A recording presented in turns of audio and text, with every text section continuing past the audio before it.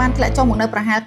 98.3 នៅថ្ងៃសុក្រហើយត្រូវបានគេរំពឹងថានឹងធ្លាក់ចុះប្រហែលជា 1% សម្រាប់សប្តាហ៍នេះដោយបិទបញ្ចប់សប្តាហ៍មួយដែលមានការប្រែប្រួលចុះខ្លាំងដោយសារសម្ពាធនៃសក្តានុភាពភូមិសាស្ត្រនយោបាយដែលនេះបានធ្វើឲ្យវិនិយោគិនមានការភ័យស្លន់ស្លោដំបូងឡើយប្រធានាធិបតីលោកដូណាល់ត្រាំបានគម្រាមកំហែងប្រទេសអឺរ៉ុបជាច្រើនដែលប្រឆាំងនឹងផែនការរបស់គាត់ក្នុងការកាន់កាប់កោះ Greenland ជាមួយនឹងការដាក់ពន្ធថ្មីដែលក្រោយមកបានដកចេញវិញបន្ទាប់ពីទទួលបានកិច្ចព្រមព្រៀងក្របខ័ណ្ឌជាមួយអង្គការ NATO សម្រាប់កិច្ចព្រមព្រៀងនាពេលអនាគតខណៈពេលដែលព័ត៌មានលម្អិតនៃកិច្ចព្រមព្រៀងនេះនៅតែមិនច្បាស់លាស់ទីផ្សារកំពុងស្មានថាវាអាចពាក់ព័ន្ធនឹងការកាន់កាប់សិទ្ធិរ៉ែកម្រនិងការដំឡើងប្រព័ន្ធមីស៊ីលនៅលើកោះ Greenland ការព្រួយបារម្ភក៏បានកើនឡើងផងដែរថាអឺរ៉ុបអាចនឹងទាញយកអត្ថប្រយោជន៍ពីការកាន់កាប់ទ្រព្យសម្បត្តិដ៏សំខាន់របស់ខ្លួននៅក្នុងសហរដ្ឋអាមេរិកដោយមូលបត្របំណុលរយៈពេលខ្លីហៅថាមូលនិធិសោធននិវត្តន៍របស់ដាណឺម៉ាកបានប្រកាសលក់ទៅឲ្យអាមេរិកវិញ